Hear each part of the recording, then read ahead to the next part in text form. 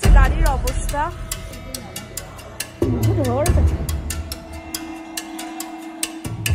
আর পুরো মানালির এই ম্যালটালে সব জায়গায় পুরো একদম কারেন্ট অফ হয়ে গেছে। অ্যাট্রাকশন যেটার জন্য অবশ্যই কিন্তু আমার চ্যানেলটা সাবস্ক্রাইব করতে হবে। Hello guys, welcome back to my channel your foodies lover. তো আজকে তোমাদের সাথে শেয়ার করব যে আমরা সিমলা থেকে যে মানালি যাচ্ছি সেই ভ্রমণ সিরিজটা। তো তোমরা অবশ্যই দেখতে থাকো। আর কি করে কোন জায়গা থেকে অ্যাফোর্ডেবল প্রাইসে তোমরা গাড়ি পাবে, কততে পাবে, নাম্বার, হোটেল মানালিতে সবকিছু তোমাদের সাথে শেয়ার করব। সো চলো, without any further do, let's get started.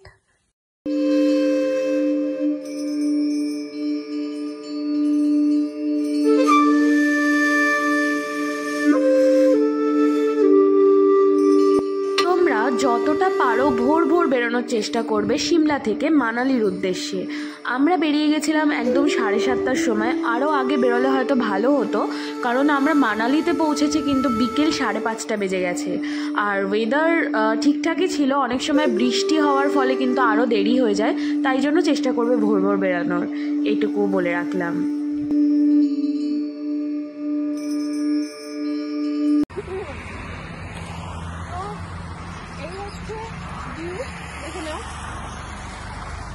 আর আমরা এই পাঞ্জাবি রসোইতে লাঞ্চ করতে এসেছি।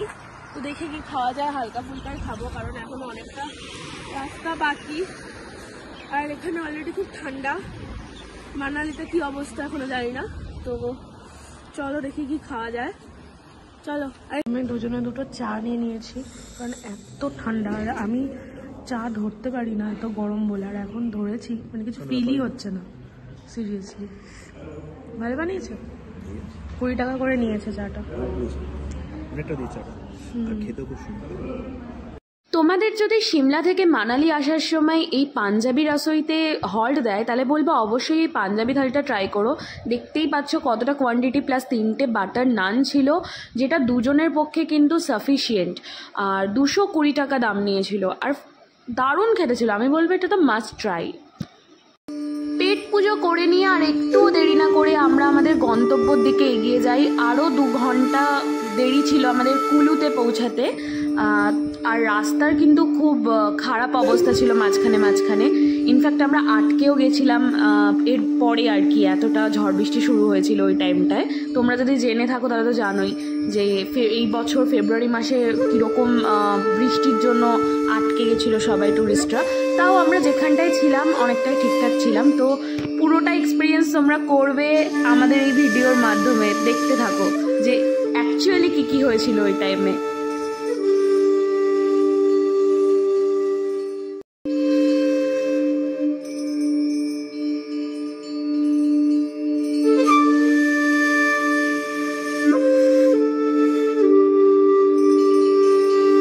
দেখতে দেখতে কিন্তু আমরা আমাদের মানালির হোটেলে পৌঁছে গেলাম, হোটেল বীর ভিলা, যেটা কিনা একদমই ম্যালের কাছে, একদম ওয়াকিং ডিস্টেন্সে, 1 মিনিটও তোমাদের লাগবে না।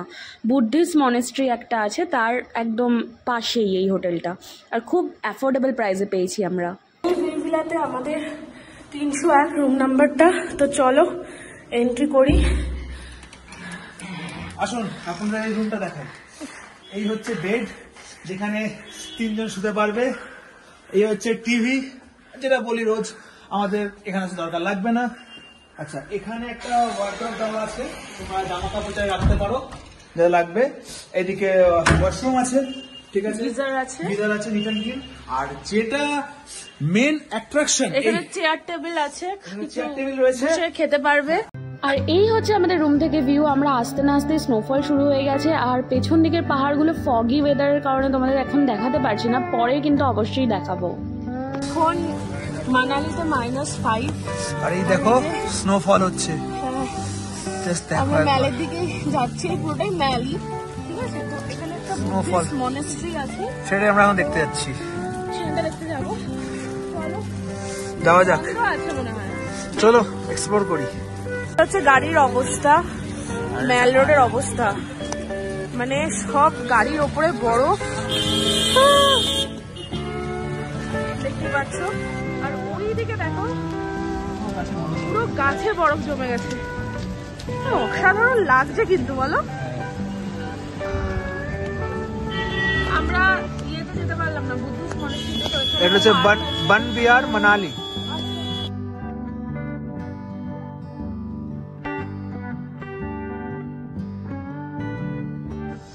একবার দেখুন, এই হচ্ছে পার্কের অবস্থা। দেখতে পাচ্ছি রাবড়ি, জিলিপি অনেক কিছু রয়েছে। তো চলো ভিতরে যাওয়া যাক। এখানে গরম গরম দেখো হালুয়া চলে এসেছে।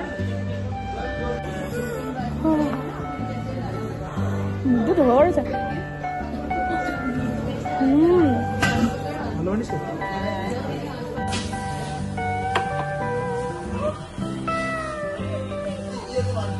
আর এই হচ্ছে মোমো, গরম গরম ধোয়া উঠছে।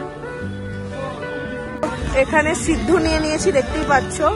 এটা মানালির মানে হিমাচলের আর কি ফেমাস। তো এই ভিউয়ের সাথে এখন সিদ্ধ খাবো। তো আমরা ফাইনালি হোটেলে চলে এসেছি। আর পুরো মানালির এই ম্যালটালের সব জায়গায় পুরো একদম কারেন্ট অফ হয়ে গেছে। এই যে দেখতেই পাচ্ছ পুরো কারেন্ট অফ, কারণ এখানে প্রচন্ড হেভি স্নোফল হচ্ছে। তো যাই হোক, বেরোতে তো আর পারবো না, তো একটু পরে খেয়ে দিয়ে নেবো, আর কিছু করার নেই আজকে। তো চলো দেখতে থাকো। গুড মর্নিং বন্ধুরা। তো কালকে রাতে তো ব্লগটা এন্ড করতে পারিনি, কারণ কারেন্ট ফারেন্ট কিচ্ছু ছিল না, এখনো ইনফ্যাক্ট নেই। আর প্রচন্ড ঠান্ডা, তো আর ইচ্ছা হয়নি। বাট সকালবেলার দৃশ্যটা জাস্ট দেখো, তোমাদেরকে দেখাই, জাস্ট দেখো, মানে দুর্দান্ত লাগছে। স্নোফল হচ্ছে। তো জানি না কোথায় কোথায় যেতে পারবো। যাওয়ার তো অনেক কিছু প্ল্যান ছিল, সোলাং ভ্যালি, অটল টানেল, আর একদিন হিমতা পাস তোমাদেরকে দেখাতাম। কিন্তু এই যা বরফ, মানে সব বাইরে বন্ধ, সোলাং ভ্যালি, অটল টানেল সব বন্ধ। ইনফ্যাক্ট এখানে 4x4 গাড়ি যায়, দেখো একবার, গাড়িটাও পর্যন্ত বেরোতে পারছে না ঠিক করে। দেখো জাস্ট, গাড়িটাও ঠিক করে পর্যন্ত বেরোতে পারছে না, মানে এতটা এখানে পরিস্থিতি খারাপ। তো দেখি কি করা যায় এখন, কি করব, যা যা করবো তোমার সাথে শেয়ার করব। তো যাই হোক, আজকের ভিডিওটা এখানে এন্ড করছি। ভালো থাকো, সুস্থ থাকো।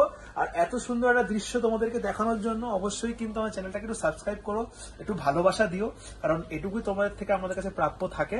আর যদি কোনো জিজ্ঞাসা থাকে তাহলে অবশ্যই আমাদের কমেন্ট করো, আমাদেরকে জানো, আমরা তোমাদের কমেন্টে যথাযথ উত্তর দেওয়ার চেষ্টা করব।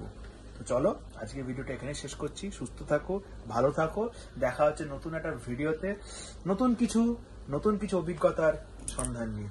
টাটা।